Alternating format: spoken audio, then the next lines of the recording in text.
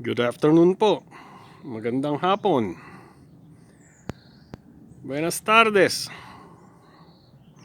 Bonsoir. Namaste to all my Indian friends. Ngayon po ay magtatanggal ako nitong mga tarp. Dapat sa November ko pa po tatanggalin. Kaso meron po kaming forecast. May weather warning po kami na lumabas kanina na first storm of the year. Next week dadating. Kaya hindi na.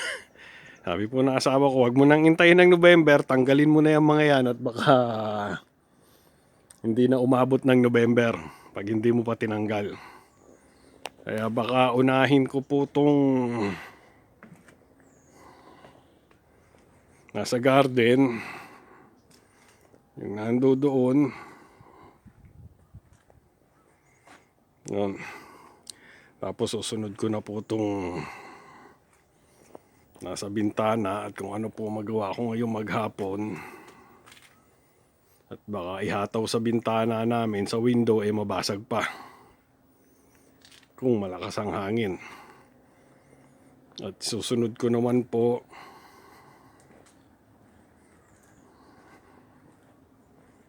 ang gaganda ng mga bulaklak.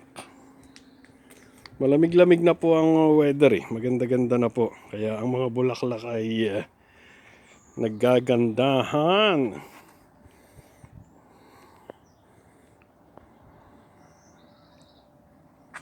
At isusunod ko po yung nandito naman.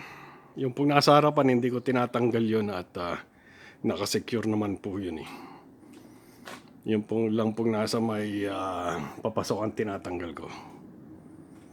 Okay, magkita-kita po tayo mamaya at sisimulan ko na po itong aking gagawin.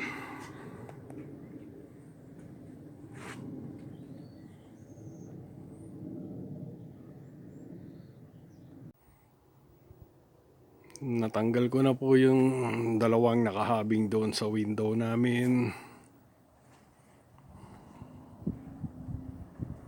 At natanggal ko na rin po yung ditong nakahabing, kaya lang po kailangan ko munang ayusin to kasi kumapit na doon sa tarp yung mga dahon ng upo. Kailangan lagyan ko uli ng bagong gagapangan nila at mapapagalitan ako ng josawa ko.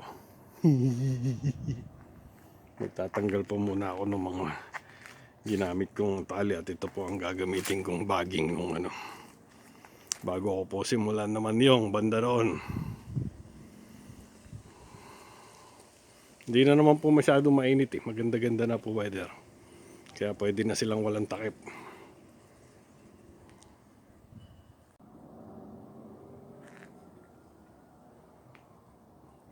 Naayos ko na po yung gapang ng upo namin. Hindi na magagalit ang josawa ko niyan. Very good. Uy, hinog na yun, no? Pwede na, marami-rami ng mga hinog yun. Anong pa doon? At ang ampalaya po namin ay malapit na naman.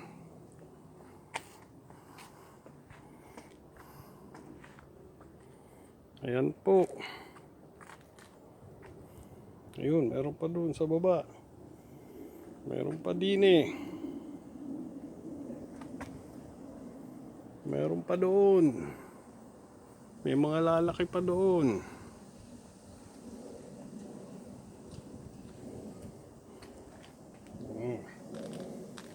Okay. At meron pa po pala doon sa kabila doon.